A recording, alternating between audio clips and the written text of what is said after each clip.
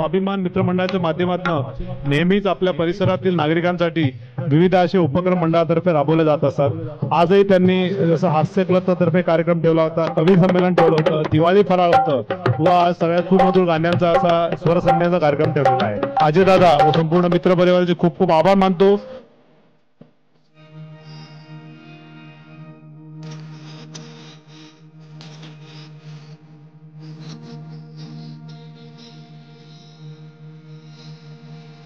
अजय सारखा एक इनोव्हेटिव्ह म्हणजे त्याचे खासियत सांगायची, कधी वर्गणी मागत नाही मला जेवढी माहिती।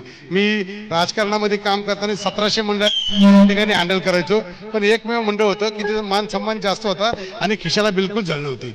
जो माणूस समाजकार्य करतो, जो माणूस निस्वार्थीपणे लोकांची सेवा करतो, त्याला वरता बघत असतो, तो संधी देत असतो।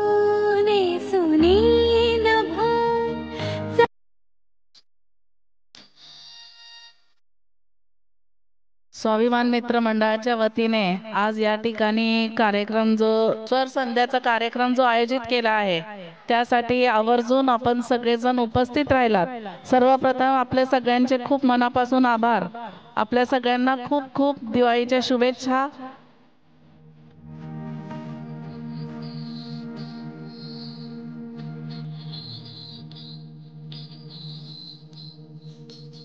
कुठलाही कार्यक्रम असू दे, अजय भाऊंचा मला फोन येतो, मला टाळताच येत नाही, यावंच लागतं का, ही ओढ आहे। कार्यकर्ता कसा काम करत असतो, त्याच्या पाठीमागे किती यंत्रणा लागते, किती त्रास असतो, किती प्रयत्न करावे लागतात। आज लोक गोळा करणं अतिशय अवघड काम झालेले आणि त्याच्यात या ठिकाणी एवढी जास्ती लोक आलेले।